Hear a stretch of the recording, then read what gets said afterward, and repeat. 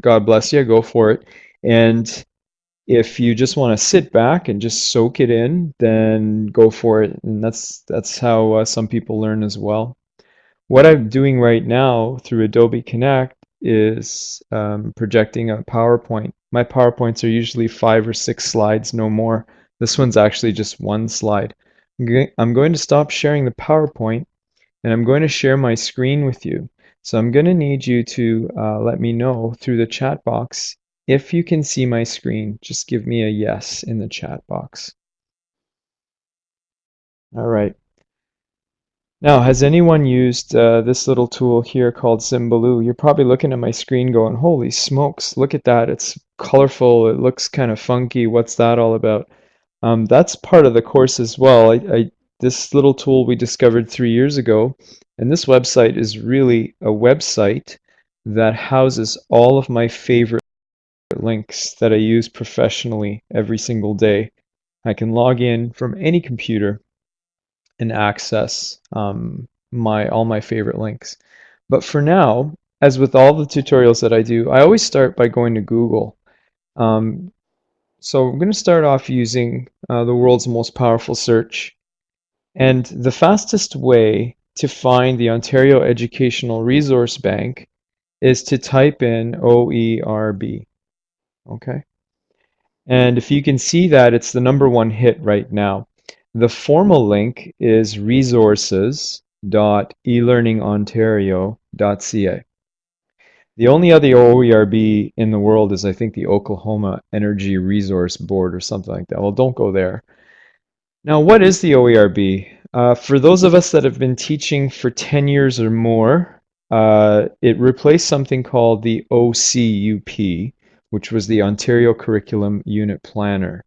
So what was that? That was like a collection of units specially designed for split classes. So for those of us that started our career in that wonderful grade 6, 7 split, uh, or any other kind of cross platform or cross, grade 3 and 4 would be another idea, cross division. It was very hard to design lessons for each of those grades. So the ministry took it upon themselves to write materials. Well, that was great, but now the OERB, I think, as of 2006, began to replace that. And the difference is that the OERB has more visually pleasing, what we call learning objects. So they're actual simulations, they're games, and there's also units. And I want to show you what that's all about. And again, because it's in Ontario, it's ministry, it's also available in French. So are any of you French speaking? If you are French speaking, which I usually get grilled on when I run my course, that I don't provide enough French resources. Okay, this can be used for French just as well. So I want to give you the generic login. Every board in Ontario has a login, and it's usually the acronym of your school board followed by the word teacher. So you can see my page here. The login is usually, for me, let's say TCDSB teacher, and you could use it, that's fine. You can actually Google the login and you'll find it. And then the password is OERBT. Okay, so for now, I mean, I don't know you very well, or I typically don't know what your learning styles are. Sometimes people just hop on right away while I'm doing the tutorial. But what I do is kind of urge you to hold on, and because it's recorded, you can watch it again. But just let me demonstrate what you can do with this. So I'm just going to log in. Again, TCDSB teacher, OERBT. Use your own school's acronyms. It doesn't really matter, to be honest. And then you'll click on Submit. You're going to notice right away that you have to agree to these conditions. It doesn't really make any sense because you can't use it unless you agree. I don't even know why it's here.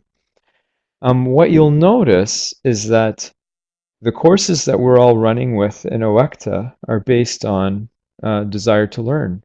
Well, so is the OERB. It looks a lot like desire to learn because it actually is.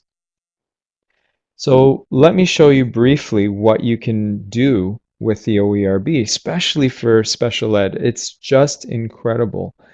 On the left side, they have the feature, and then just below, they have other free digital resources. And then they're doing a big push with credit recovery for our secondary colleagues. On the right side, under the welcome, this is where the meat and potatoes live, okay? And what I'm going to do is teach you how to search. Now, I've already, been online with you for about 5 minutes, so I'm going to do this in less than 10 minutes more so we can have some question and answer. So follow along here. So I'll click on search. And this is a really important piece. When I talk about efficiency when using technology, try to pick up some of these little tidbits here. I'm going to show you how to use this in the most efficient way. To really spruce up some of your lessons, you might want to add what we call a digital learning object. And let me show you an example. So one of the ones I feature, or what I'm working with right now, is medieval times. So I'm going to do a search under simple search for medieval times. Okay. You'll also notice that I can choose the language of the resource. I can stipulate how many results per page I want, so go for the most. Also, again, here's the language of the curriculum.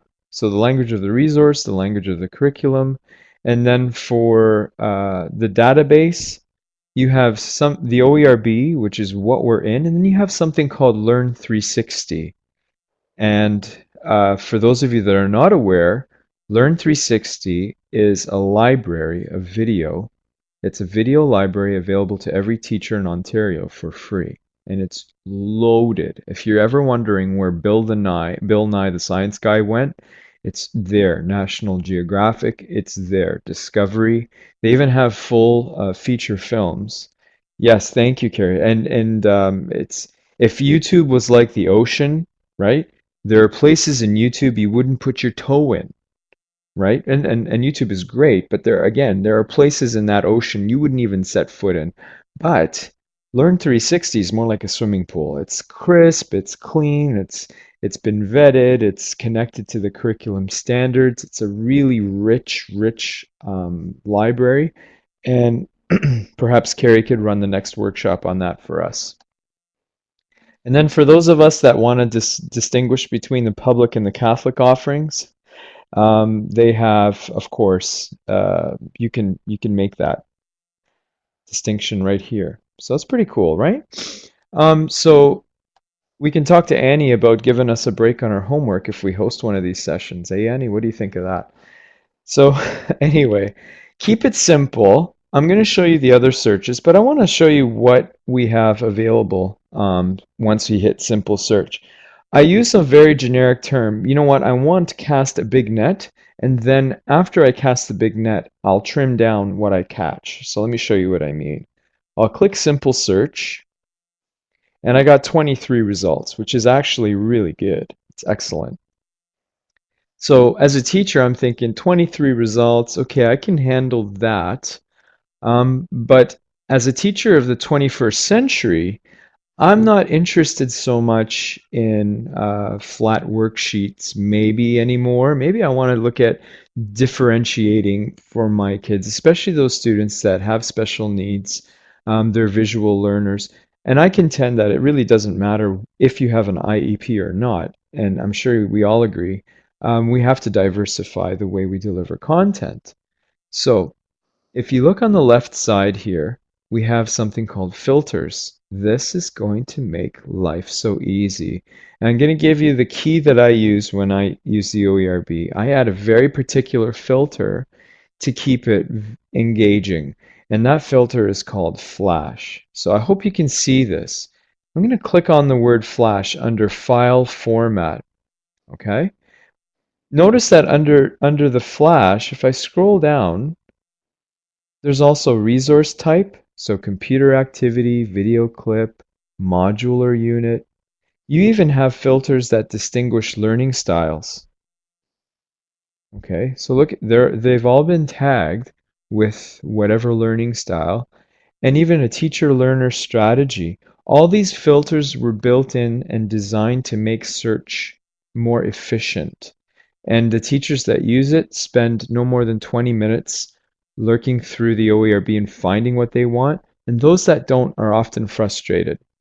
So up here again, I'm going to show you what Flash produces. And right beside it, I see the number 12. That means I'm going to cut my number from 23 to 12, which is great for me. Hopefully we're all okay, right? So we've done a simple search. We typed in the topic, and then we added a filter. So here's my filter, and I'm now going to preview whatever it is, whatever it is that I want to try. So here, A Journey to Become a Knight, Grade 4 Social Studies. So I will click on the link, and as soon as I see this, I get pumped up because now I'm thinking, oh man, I've got colors, and now it's asking me that magic question, do you want to load audio? Now you may not be able to hear it because I'm plugged in and I'm yammering, but what I'll do is I'll click on yes, and I hope you already notice how a textbook just fails miserably when you have something like this in front of a student. And this will run on the most basic machine you have in the school. And I know some of our schools across the ministry have some uh, pretty interesting machines going on, but in the special ed room, you've got your hands on a tablet or a SIA claim laptop, or at least one or two machines. So you click on start, and I don't know if you could hear, but there's somebody reading the text. I can mute it, I can restart it, I can pause it. Okay? And these activities, they're not meant to just play and run. We don't want to put these on automatic. These activities really are great for us to gather around maybe a smart board or a projector with a small group and work through it and then talk about it and then have the kids go back and maybe revisit it on their own. Now, that's just one example. Here's another one, the feudal system. And don't be taken by the colors, and some of them look great but are absolutely horrible. You have to really define your expectations. And I want you to think about this part. This part's really important. No matter what you're teaching or who you teach, if there's a login for us as teachers, you bet there's a login for our students as well. And part of what I was doing in the classroom was I would have my students scour the OERB for me. In fact, if you're a special ed teacher now, or even a younger grade teacher, older grade, you pick your crew for the week or the month and you assign them and say, you guys, it's your job to come back with 10 OERB resources. And the kids be like, what? What do you mean, Mitt? And then you say, well, here's my checklist of what makes a good object. And you don't need to be a tech pro to know it's got to be interesting. There can't be many words. It's got to be bright and colorful, and it has to be engaging, interactive. And then the kids will come back to you. My goodness, you won't be able to stop them. And you let them mine it for you. You let the kids mine the OERB, and once a week you collect 10 from every group. And it doesn't matter if you're their teacher, if they're not, it makes no difference. All grade 8s need to have hours. All grade 9s through 12 have to have community hours. It doesn't matter what you teach. You get them to do the work for you and let them search it out, because God knows we don't have that much time on our hands. Okay, so that's the basic search. You can search just about anything. For those of you that are secondary, if you wanted to do slope, notice that my filter is still active. If I remove this filter down here, oh yeah, you could use this with a smartboard for sure. There's a lot of interactivity here. So I just did a search on slope and I got 302 results, right? So again, I'm going to apply as many filters as possible.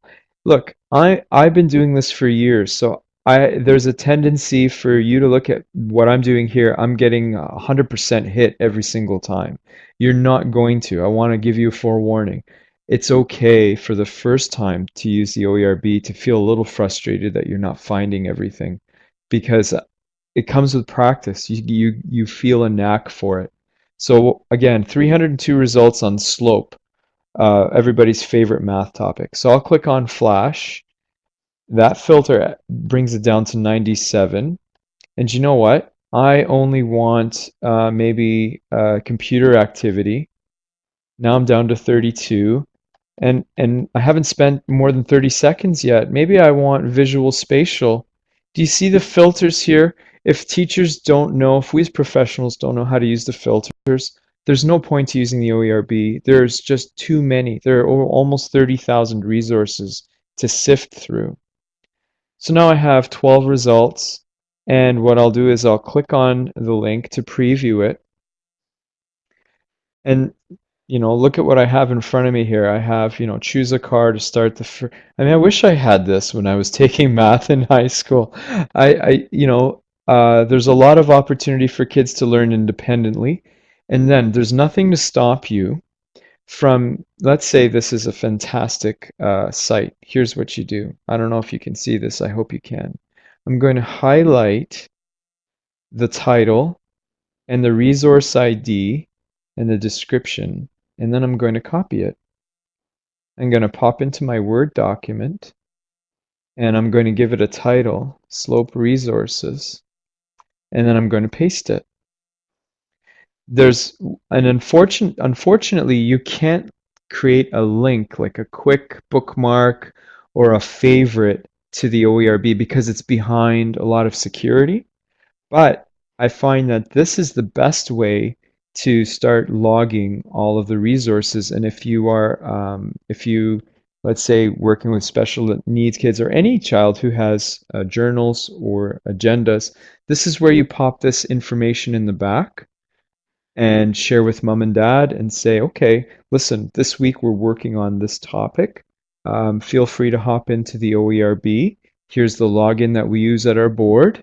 Give them the student login, and then give them the resource ID. So the resource ID starts with ELO, eLearning Ontario, and you just copy that. Watch what happens. If you direct your people, if you direct your students or your parent community directly, I'll show you what it looks like. I'll go back up here, and I will paste this ID in simple search. Do you see that? When I hit simple search, it always asks, did you mean Eloy? It doesn't even understand its own code, which is bizarre, but who cares? Here it is, one result. I've directed my community at home, mom, dad, my kid, the student, to the single resource that I want them to try. And they'll click on that, and then right away, they'll have this opportunity to practice before their big quiz.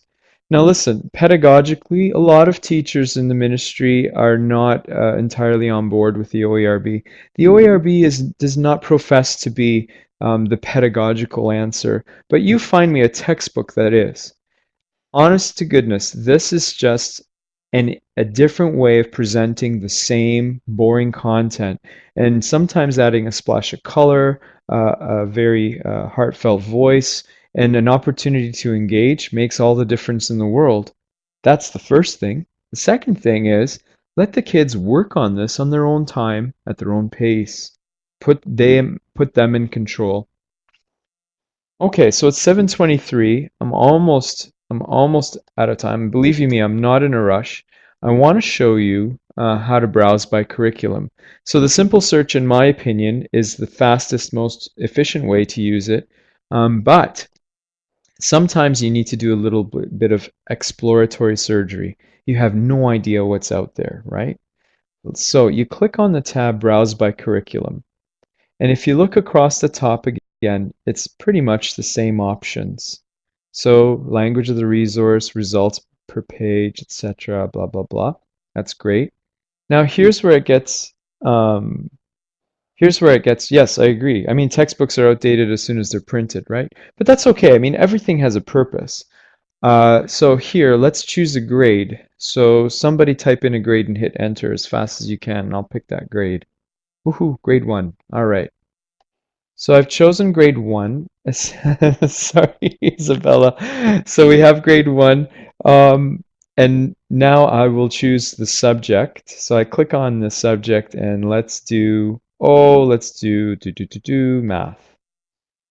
I can keep drilling down. Do you see every time I select something, I get another, and I get another question. That's the beauty of software. It never seems to be satisfied. So here's the strand I'm looking for. So let's say we'll do measurement. Now here's the caveat, okay? The more specific you request, right? The more specific you ask for these learning objects, the higher the chance you may not find it. So you always have to be aware of that.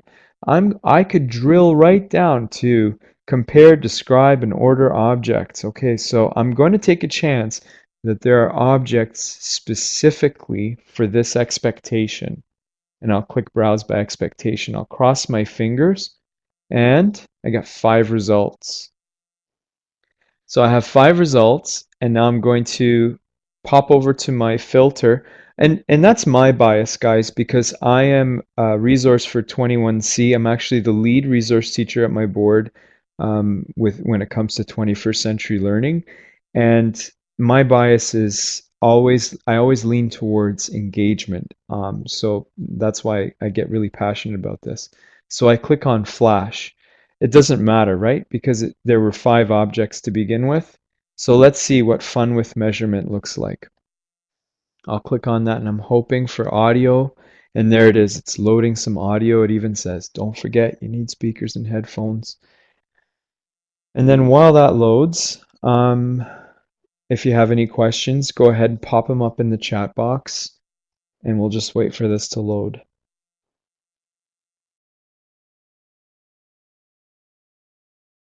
Okay. So I'm not sure if you can hear it, but there is someone reading the text, which is nice. It is grade 1, so I'm beginning to wonder, okay, is this appropriate? So far it's not bad, but what I really want is some kind of engagement.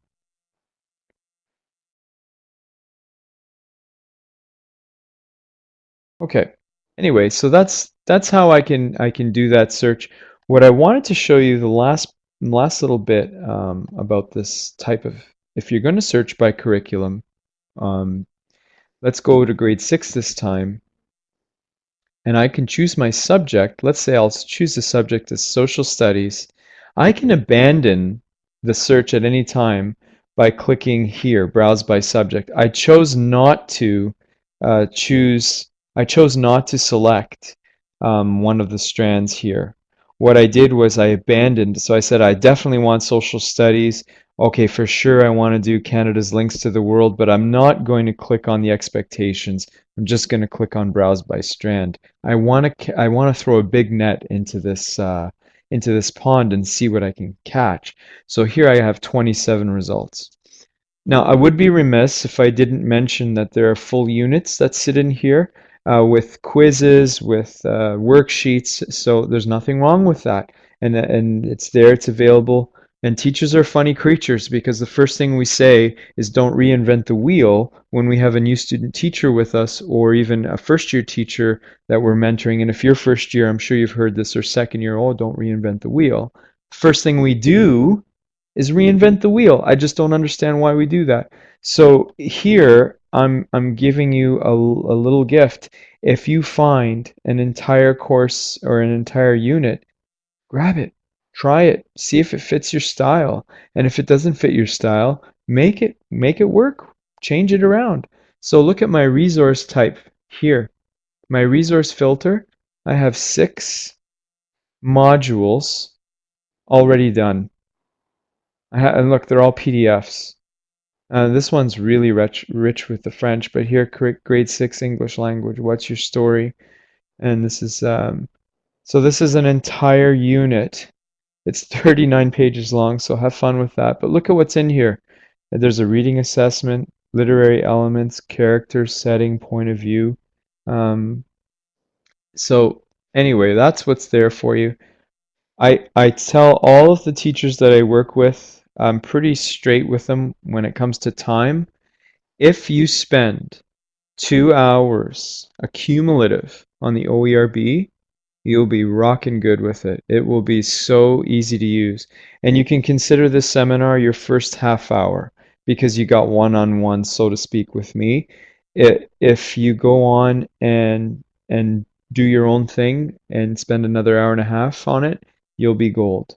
Okay? So I saw a question there. Um, I'm just gonna pop back into Adobe Connect.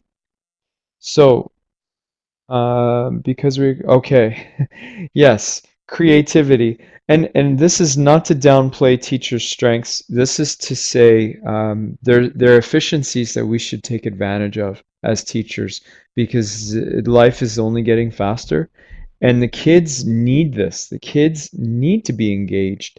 So instead of trying to reinvent the wheel, there are great resources out there that we can use. Annie, I'm going to give you the mic since you are our instructor, and I'm wondering if you wouldn't mind giving us some comments or if you have any questions or if you want to lead us through any of this. So let me just turn your mic on. Okay, and your mic is on, and I'm going to mute mine, and you'll have to click on the mic.